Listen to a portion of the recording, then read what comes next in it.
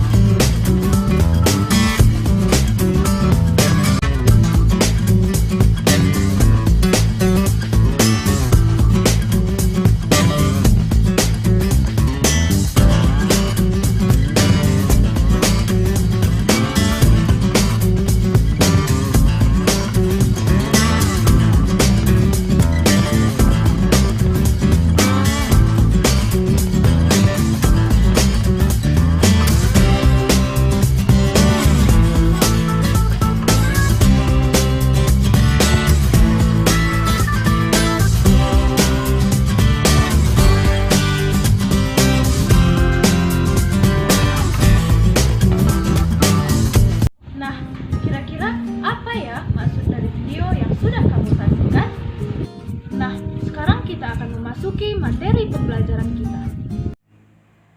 Kali ini kita akan memasuki pertemuan kedua dengan materi dinamika Indonesia dalam perdamaian dunia.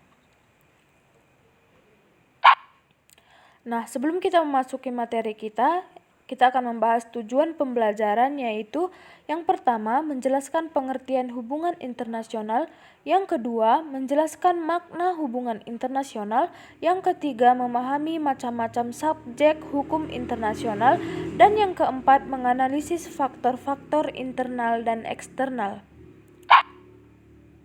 Nah, kali ini kita akan memasuki poin ketiga, di mana poin ketiga adalah politik luar negeri Indonesia dalam menjalin hubungan internasional, di mana politik luar negeri merupakan kebijakan suatu negara dalam mengatur hubungan dengan negara lain dalam lingkup dunia internasional.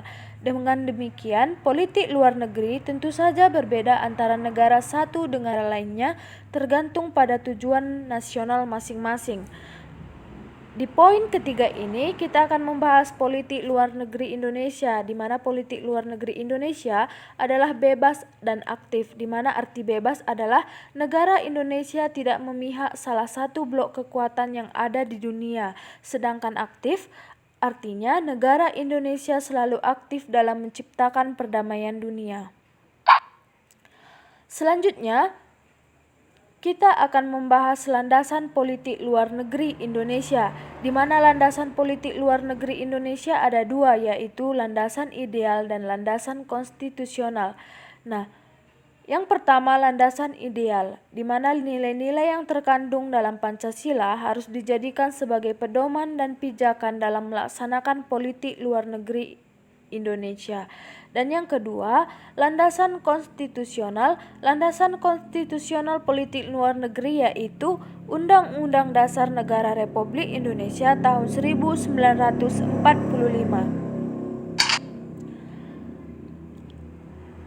Di mana tujuan politik luar negeri bebas dan aktif, yaitu mempertahankan kemerdekaan bangsa dan keselamatan negara. Yang kedua, memperoleh barang-barang yang diperlukan luar negeri untuk memperbesar kemakmuran rakyat. Yang ketiga, menikmati perdamaian internasional. Yang keempat, meningkatkan persaudaraan dengan semua bangsa. Selanjutnya, kebijakan politik luar negeri Indonesia bebas aktif dalam hubungan internasional. Dalam hubungan internasional, Indonesia merupakan aktor yang melaksanakan perannya yang berdasarkan kebijakan politik luar negeri bebas dan aktif.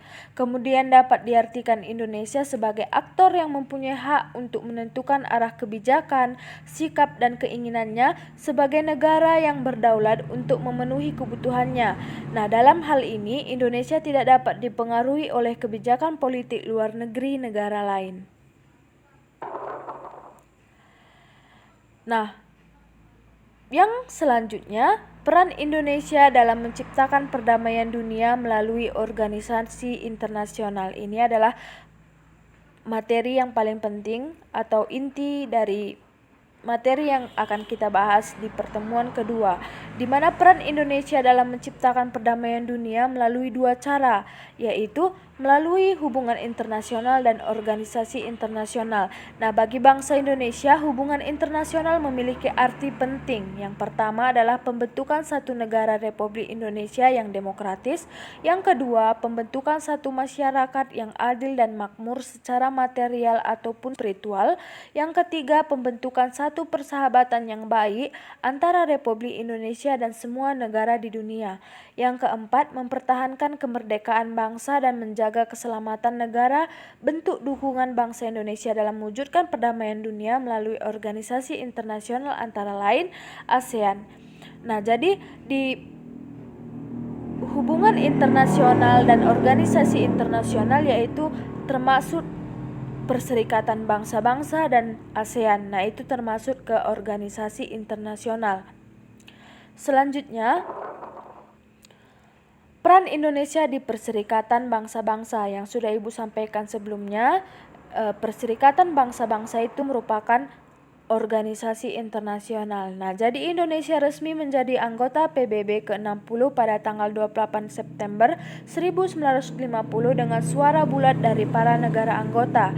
Nah, sejak itu PBB secara konsisten mendukung Indonesia untuk menjaga negara yang merdeka, berdaulat dan mandiri. Nah, selanjutnya PBB membentuk Komisi 3 Negara yang membawa Indonesia, Belanda ke meja perundingan Renville. Sebagai negara anggota Perserikatan Bangsa-Bangsa, Indonesia terdaftar dalam beberapa lembaga di bawah naungan PBB, misalnya ESOSCO, ILO, dan FAO. Salah satu prestasi Indonesia di PBB adalah saat Menteri Luar Negeri Adam Malik menjabat sebagai Ketua Sidang Majelis Umum PBB untuk masa sidang Majelis Umum PBB untuk masa sidang tahun 1974. Nah, jadi Indonesia itu resmi menjadi anggota PBB ke-60 pada tanggal 28 September 1950. Nah, lebih lengkapnya nanti kalian bisa melihat buku kalian di bab keempat. Nah, demikianlah materi kita di pertemuan kedua ini. Ibu harap kalian dapat menganalisis peran Indonesia di organisasi PBB dan ASEAN. Kita tutup materi kita pada hari ini dengan salam SFD, semangat, fraternitas,